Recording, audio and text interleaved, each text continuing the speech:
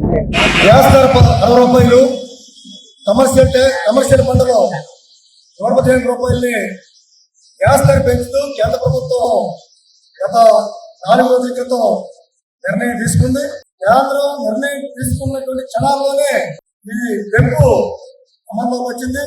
మేము పాదయాత్ర చేసిన సందర్భంగా అనేక మంది మహిళలు వచ్చి ఏమండి ఆకస్మికంగా 60 రూపాయలు గ్యాస్ బండ్ పెంచేశారు, మేము ఇలా ధరలు పెంచేస్తే ఏ రకంగా బతకాలని చెప్పేసి మహిళలు అడుగుతూ ఉన్నారు.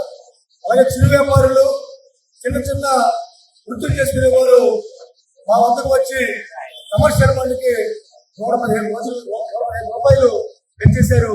ఈ రకంగా పెంచుకుంటా పోతే ఇప్పటికే మా మీద ఉచిత మూలాలు అలాగే పడతా ఉన్నాయి, అలాగే ఇతర సరుకుల ధరలు పడతా ఉన్నాయి. మరలా ఒకేసారి ఇంత పెద్ద ఎత్తున గ్యాస్ ధర పెంచేస్తే మేము ఏ రకంగా వ్యాపారం చేసుకోవాలని చెప్పేసి వ్యాపారస్తులు అడుగుతూ ఉన్నారు. అందువల్ల మేము సిపిఎం పార్టీగా కేంద్ర ప్రభుత్వాన్ని డిమాండ్ చేస్తా ఉన్నాం.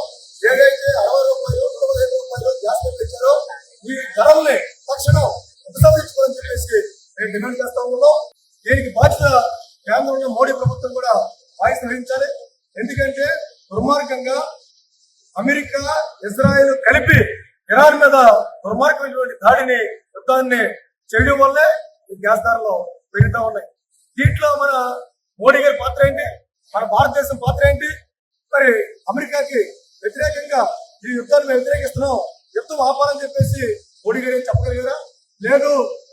ఇరాన్ సమయాన్ని ఆ దేశానికి మిత్ర దేశం, ఆ దేశం అనేక సందర్భాల్లో ఎన్నో సహాయ సహకారాలు మనకు చేసింది, ఇంధన సరఫరా చేసింది. అమెరికా ఆంక్షలను వ్యతిరేకించి కూడా మనకు తోడ్పడింది. అలాంటి దేశం ఇబ్బందుల్లో ఉంటే, ఆపదలో ఉంటే ఆ దేశం వాళ్ళు సాయం చేయలేకపోయాం, యుద్ధాన్ని ఆపలేకపోయాం. యుద్ధాన్ని ఆపలేకపోవడం వల్లే ఈ ధరలు పెరగడానికి కారణం. దీంట్లోకి మోడీకి కూడా ఈ పాత్ర ఉంది. ఈ కోట్ల భారం ప్రజల పాపడం కోసం. కాబట్టి ఈ కేంద్ర ప్రభుత్వం వైఫల్యం ప్రజలు మోయాల్సి వస్తుంది. అందుకే తీవ్రంగా ప్రజానికందరూ కూడా వ్యతిరేకించాలని, నిరసించాలని చెప్పేసి కూడా ఈ సందర్భంగా డిమాండ్ చేస్తాం.